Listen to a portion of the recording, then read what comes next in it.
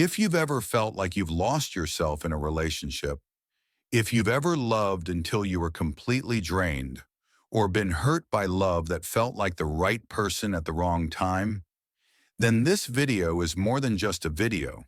It's a mirror, one that allows you to see yourself with honesty and compassion. Stay with us until the end, because these 10 signs aren't just a conclusion, they're a key to awakening. They can help you not only recognize where you are on your journey through love, but also show you the next step forward to come back home and begin within. This is where true spiritual partnership begins. Two souls start seeing each other not as saviors or perfect reflections, but as companions on a shared journey into the unconscious. When the other person triggers your pain, instead of reacting, you ask, where is this wound rooted? Is it from my parents, from society, or from an undeveloped part of my own soul? And when you're brave enough to go deep, you realize the one who hurt you is also helping you heal by shining light on the darkness you've never dared to touch.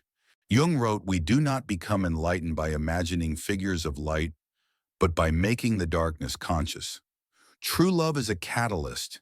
It brings our inner truth to the surface, even when that truth is messy, ugly, or uncomfortable. So in a conscious relationship, you don't love to be rescued, but to grow together. You don't expect the other to complete you because you know the missing piece is yours to face. And you're not afraid of the truth, because truth is what sets your soul free. Questions for reflection. In your past relationships, were you in love with who they truly were, or with an image you created of them? When you felt hurt, did you ever stop to ask, is this my shadow rising? Most of us were taught that true love means finding our other half. This idea runs deep through myths, pop music, and Hollywood, where two broken pieces finally make a whole, but Jung called that the classic illusion of an unconscious anima and animus. When we don't truly understand ourselves, we unconsciously project our undeveloped soul parts onto another and call it love. But love built on lack never leads to real union. It's just two shadows trying to heal one another without realizing they're both avoiding themselves. That's why so many passionate relationships end in suffocation, loneliness, or even resentment. Jung said that every person contains both masculine animus and feminine anima aspects. If you're a woman, your animus is your logic, ideals, and action. If you're a man, your anima is your emotion, intuition, and imagination. When these unconscious parts remain unintegrated, they show up through the person you fall for, making you fall in love not with who they truly are, but with a symbolic inner image that hasn't yet matured. Imagine a woman wounded by her father during childhood. She grows up idealizing a man who's strong, protective, and unconditionally understanding. When she meets someone who fits that image, she falls instantly, not for who he is, but because her unresolved animus whispers, "This is the one who will make you whole." Likewise, a man with a wounded anima, perhaps from a cold or critical mother, may be unconsciously drawn to a gentle, attentive woman who represents healing. But once she begins to assert her own needs or stops emotionally catering to him, the shadow appears. Suddenly, she's too demanding, too emotional, not feminine enough. The fantasy shatters and the relationship begins to crack. In a conscious relationship, this still happens, but both people are awake enough not to run. When the savior illusion collapses, they don't blame each other. They step back, turn inward, and ask, what am I projecting onto this person? What part of myself have I not yet integrated that I keep trying to complete through them? So what happens when two people in love are both willing to look into their shadows instead of running from them?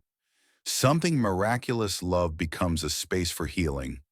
When you're hurting and your partner doesn't try to fix you, just stays present, you learn to sit with pain without fear. When your partner feels jealous, you don't get defensive. You ask, where is this fear coming from? You become co-travelers in a journey of meeting yourselves through each other. But let's be clear, this is the work of emotionally mature adults.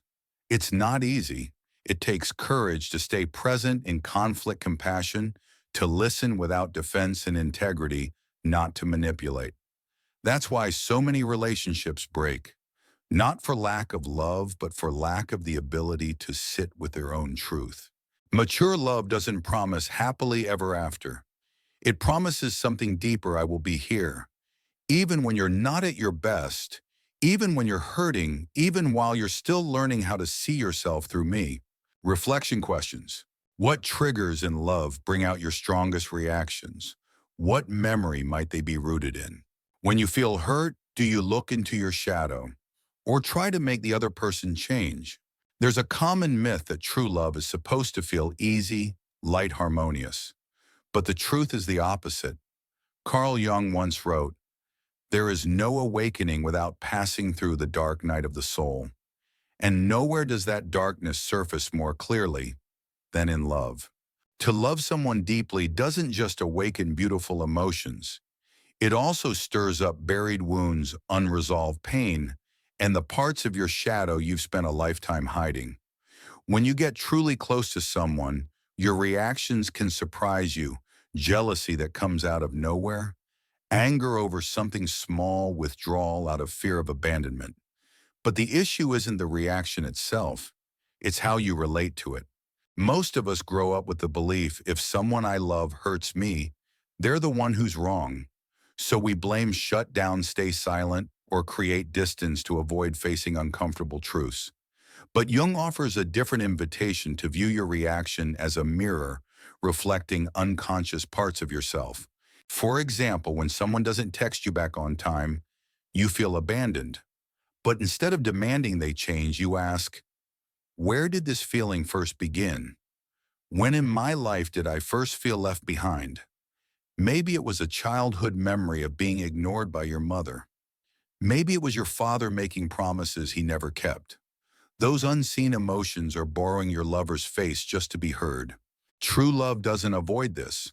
On the contrary, it welcomes these triggers as gateways to healing. When you love someone, you enter the realm of the collective unconscious, where your shadow has a chance to be brought into the light. But this doesn't mean you have to endure all forms of pain. It means you learn to stay with your emotions, without judgment, without running, without explaining them away. This is a sacred process where every wave of anger, jealousy, fear becomes a gentle knock. Look within. Jung said the shadow is the part of ourselves we reject because it doesn't fit the image we want to maintain. In love, your partner will unknowingly activate the shadow, and unless you're conscious, you'll blame them instead of understanding yourself. You might feel jealous and call it deep love, but maybe you just lack trust in yourself. You might feel angry at rejection and think you've been disrespected, but maybe your wounded child is reliving an old memory. In today's culture, we're constantly told to be stable, positive, high vibes only. Even in love, we learn to show our best side, stay attractive, never be a burden. But Jung would ask, if you're in love but still wearing a mask, who is that love really for you, or the version of you you're performing? Carl Jung never viewed the shadow as something evil to be eliminated. He said the shadow is not bad, it's simply not yet conscious. That means every part of you you've labeled unlovable, your jealousy, your fragility, your fear of not being good enough, your fear of abandonment, is a valid part of your humanity. The real issue isn't that these emotions exist. It's whether you feel safe enough to let them be seen. A mature relationship is one where your mess doesn't make you unlovable.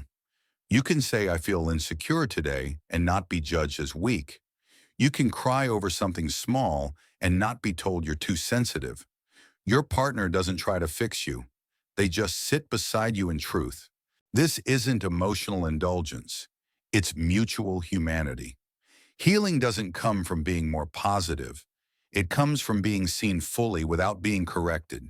Picture this: you've had a terrible day. You come home and your partner asks what's wrong. You hesitate. Part of you wants to pretend everything's fine, but another part just wants to be held. No questions asked. So you say it honestly, I feel useless today. Like nothing I do is enough. Your partner doesn't try to cheer you up with cliches. They just sit beside you, place a hand on your back and say, I get it. I'm here. That moment, simple as it is, becomes deeply therapeutic because you're not showing a positive version of yourself. You're just you, raw, real, and still loved. Jung called this soul contact, when two people meet not as roles but as bare selves. In that space, you don't need to be better to be loved. You just need to be present. That's where real growth begins. But this is hard to find in relationships where the shadow isn't welcome. If someone only loves you when you're cheerful, strong, and attractive, they don't love you. They love the image of you. But when you can say hard truths, share your inner mess, and reveal your wounded parts, and the other person stays, that's the first proof of a soulful love. Jung said we all have a wild beast inside, instinctive, chaotic, rejected by society. In mature love, you're not asked to tame that beast. Instead, you sit beside it, listen to its growls, and hear what it's trying to say. It might be anger you were taught was bad. It might be fear you were told to get over. When your partner doesn't panic in the face of those expressions, when they simply stay grounded, the shadow doesn't need to scream anymore. It softens, and healing begins, not through doing, but through presence.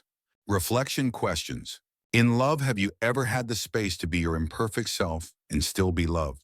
Is there a shadow part of you that you still hide, fearing it might cost you love? Carl Jung once said, "The privilege of a lifetime is to become who you truly are. And love, if it doesn't bring you closer to that true self, might simply be another form of bondage disguised as passion." In many modern relationships, there's an unspoken rule. Because we love each other, we must be the same. But love is not about assimilation. Love does not require you to shrink yourself so the other person feels safe. Real love encourages expansion, exploration, and transformation, even if it temporarily shakes the relationship's foundation. Jung described the journey of individuation as the process of breaking free from unconscious commands, from society, family, collective ego, and returning to your inner center. This path isn't easy. It demands solitude, friction, and questioning what once seemed sacred. And for many, romantic relationships become the first place they face the fear, if I change, will they still love me? A mature love is not threatened by your growth. On the contrary, it celebrates your becoming. Even if it means you need more space, want to learn something new, say no more often, or take time alone to reconnect with your inner voice. When two people are both committed to individuation, love becomes open, not sexually but spiritually, open to change, open to death and rebirth, open to temporary distance and occasional detours, with faith that both are growing and may return even more whole. Imagine you're in a relationship and you begin to evolve. Maybe you want to pursue art, change careers, or explore a deeper spiritual path. In a fragile relationship, your partner might say, "You're not the same anymore." But in a conscious one, they'd say, "I don't fully understand you, but I believe you're on the right path." That's the difference between possessive love and liberating love. Growth won't always be easy for both partners. There may be jealousy, fear of being left behind, or feelings of losing control. But instead of resorting to sweet, controlled tactics to keep each other small, conscious lovers choose truth. They engage in dialogue, not manipulation. Jung described this as the hieros gamos, the sacred union. It's when two souls meet and merge without dissolving into each other. Each keeps their core intact, yet opens enough to witness the blossoming of the other. This is love that doesn't consume you. It frees you. In a world where love is often tied to control, ownership, and expectations, this kind of love is a spiritual rebellion. Reflection questions. Has your current or past relationship allowed you to grow, or asked you to stay the same so your partner wouldn't feel insecure? Is there something you want to become, but hold back for fear they won't accept it? So we've journeyed together through the landscape of love. Not the dreamy kind painted in song lyrics, but the raw, deep, and transformative kind. Love that doesn't help you find yourself in someone else, but helps you see yourself through their living mirror. Carl Jung once said, "Everyone you meet is a reflection of some part of you that you don't yet fully understand." And in love that becomes even more true. People don't just come to love you, they come to awaken parts of you that have fallen asleep. Some come to stay, others come to remind, but all of them are teachers, if you're willing to learn. Here's the miracle: you don't need to be perfect to be worthy of deep love. You only need to show up with honesty. Maybe you're still healing. Maybe you don't fully know who you are yet. Maybe you still make mistakes. But if you can hold on to your inner truth, if you have the courage not to abandon your own shadow, then you are already ready to love and be loved. Mature love doesn't seek to own you. It doesn't want you to shrink or twist yourself into a mold. It whispers, "Be who you are. And if you're willing, let me walk with you." You are worthy of that kind of love. A love built not on lack but on presence. A love that doesn't try to fix you but witnesses you. A love that doesn't swallow you but lifts you up. Before you leave this video, take a quiet moment and ask yourself, did your most recent love help you grow or make you smaller? Is there a part of you waiting to be seen, waiting to be loved, that you're still hiding? If something in this video stirred something inside you, leave a comment below. It doesn't have to be polished, just be real. Share what's alive in you, because that truth might heal someone else reading it. And if you're on a journey to explore your soul, to reconnect with your inner depths, and if these kinds of questions feel worth listening to, subscribe to this channel. This will be a space where you can always return to something that speaks to your soul. Thank you for staying until the end. The world is noisy enough, but here you can breathe a little slower, listen a little deeper, and remember, you've always been enough, and the love that's meant for you will never ask you to forget that.